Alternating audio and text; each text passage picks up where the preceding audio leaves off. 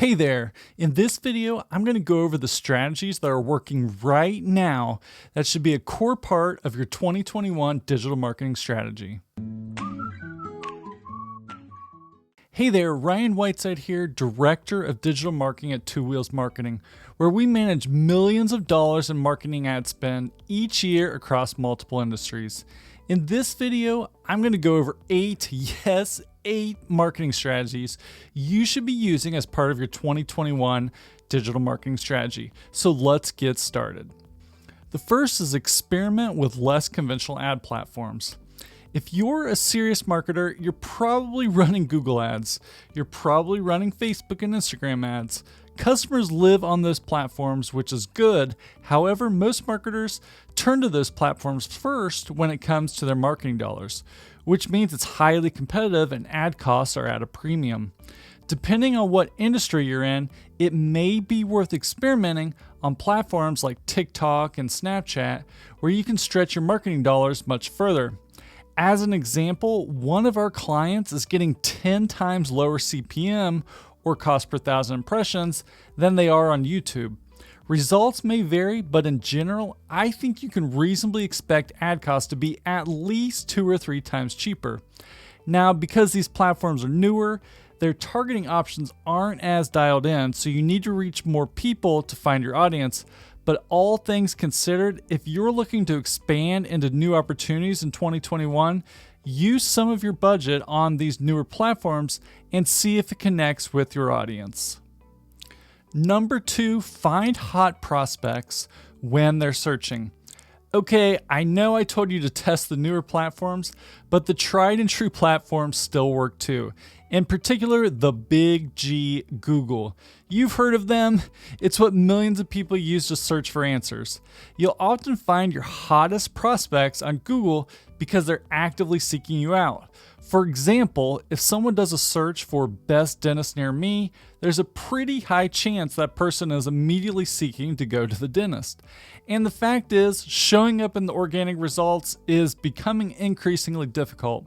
One, because more and more websites are posting content, thus increasing competition.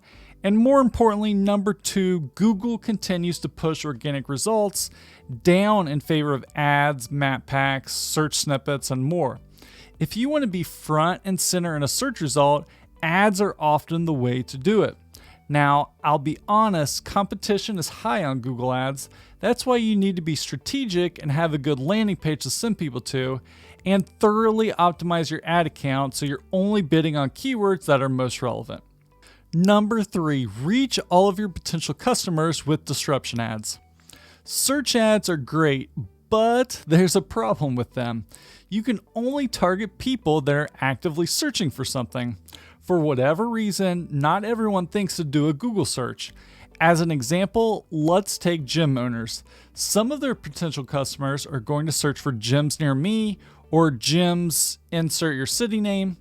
But many people know they need to lose weight or get fit and just aren't taking action. But then they see a Facebook ad with a coupon offering a discount at a local gym, and suddenly that inspires them to take action. So they never did a Google search, but they became a customer because you reached out to them where they were at, which is on social media. With Google, they're actively seeking you out. With Facebook, you're actively seeking them out. Facebook ads are kind of like radio, billboards, or TV, except the targeting options are a lot better. Most businesses have customers that use Facebook. So by reaching out to a customer where their attention already is, you can get your message out and acquire a lot of new customers. Number 4, focus on what makes the biggest impact. Many digital marketers, new and experienced, focus on the wrong things. They'll slap together some ads and obsess about what targeting to use. However, what often makes the biggest impact is your landing page and your offer. If you give them an offer that they can't refuse, okay, that was really bad, then you can have at least decent success with your marketing. But if your offer stinks and your landing page is confusing, then you can show ads to all of your dream customers and they likely won't buy. That's why it's important to really take the time to think of a good offer that a potential customer would be interested in. What that offer is obviously depends on your business. It could be a free guide, a limited time discount, a video estimate, a new patient special. Whatever you decide, make sure you complement it with a nice, clean looking landing page. You certainly don't have to be perfect, but make sure it's mobile friendly, the font is easy to read, it's easy for people to scan, and perhaps most importantly, you make it 100% clear how to take action. We found embedding a form right at the top of the page works best. That way, as they're scrolling, the moment they are sold and want to take action, they already know they can scroll back up to the top of the page to get to the form. Number 5, implement a follow-up strategy. It absolutely blows my mind just how often the scenario I'm about to tell you plays out. A company will invest thousands of dollars with a digital marketing agency. That agency then brings them a ton of new leads. Some time passes and the marketing agency reaches out to the business to discuss the leads they're getting, only to find out the business hasn't followed up with any of them. Now that is the worst case, but most businesses do follow up with leads but are slow to do so. In a perfect world, during business hours, you'd follow up with an online lead within 15 minutes. That's because people are absent-minded. After a day, they'll completely forget they even filled out your form. Motivation also runs out very quickly. The moment they fill out that form, they're interested, or at least slightly. But a couple hours or days later, that lead has likely moved on. This burden doesn't just fall on your sales team, though. As a marketer, you can send them emails and text messages and completely customize their experience based on how they interact. Abandoned cart emails are a common example of this, which obviously only applies if you're in e-commerce. For lead-based businesses, if your email platform and CRM are synced up, you can send reminders to schedule an appointment or remind them about the appointment they've scheduled. Now, I'm only scratching the surface here. With marketing automation, you can essentially view every single interaction they've ever had with you and plot out a custom automated strategy for every potential customer. Number 6, increase your digital touch points. I feel like it's cliche to use this word, but there is great synergy between digital marketing channels. SEO can fuel remarketing lists. Having a great email strategy can help your PPC, cost per conversion, go down. Facebook ads can help convert more people that find you through SEO. The list goes on. Something you should understand about digital marketing is that the customer journey is messy. People often don't go from never having heard of you before to becoming a customer in one visit. No, they'll hear about you, forget about you, hear about you again, look up reviews about you, look at competitor websites, come back, look for coupons, and on and on and on. Google did a study once on someone that had over 900 interactions before deciding on what car to purchase. The point is, if you really want to convert a visitor to a buyer, it's often going to require multiple touch points before they're convinced. That's why remarketing is critical to your success. Everyone by now is familiar with those ads that creepily seem to follow you around everywhere you go. There's a reason marketers do that, because they work. Most businesses, we encourage setting up Facebook remarketing ads. We also set up Google display ads, which are primarily those banner ads you see on websites.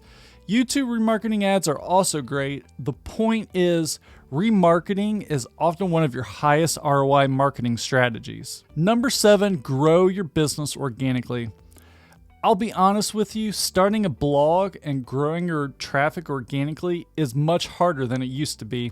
For one, Google pushes more ads to the top and makes them look less like ads. And second, there's so much content being produced, so competition is at an all-time high. That said, it doesn't mean you can't take advantage of content marketing to grow your business. It does require 2 things though. Number 1, dedication, and number 2, patience. With our clients that have stayed committed to producing ongoing content, we've seen their organic traffic increase 100, 200, 300% year over year, and conversions from organic grows as well, although usually not at the same rate as traffic. Still, publishing just a couple articles per month can really go a long way, especially if you're a small business. The key is to do it even during slow times in your business. Think of it like an exercise routine. If you slack off even for a little bit, you may lose all the results that you've built up for. But if you stay consistent, you can keep your organic traffic numbers in good shape. Number 8, the value ladder. It's hard to acquire a customer. It's much easier to sell something to an existing customer. When it comes to your business, think about the different stages of value that you provide. On the lowest end, it might be a free consultation or an estimate. Not much value, but it's something. On the highest end, what's the most expensive thing you offer? What solves their greatest problem? Let's take a dentist as an example. A dentist's goal is to provide someone with beautiful, healthy teeth. To accomplish that, on the low end might be a teeth whitening. On the higher end might be braces or veneers. In between are things like fillings, extractions, bridges, etc. My questions to you are, do you have identified what your value ladder looks like? What are the various products and services that you offer? And if you don't have a low, middle, and high ticket offering, I'd strongly consider you to think about creating them. And number 2, what is your strategy to move someone up your value ladder? Are you keeping ongoing communication with your customers? That way you can eventually sell them something at a later time. Again, it's easier to sell an existing customer than it is to find a new one. So to summarize, I hope your 2021 is a big year with digital marketing. While there are always a million things you could be doing, these 8 things can make a big impact on your business. If you have any questions, be sure to comment below. And if you'd like to book a call for a free consultation, head over to twowheelsmarketing.com and we'd be happy to chat about your specific problems and needs.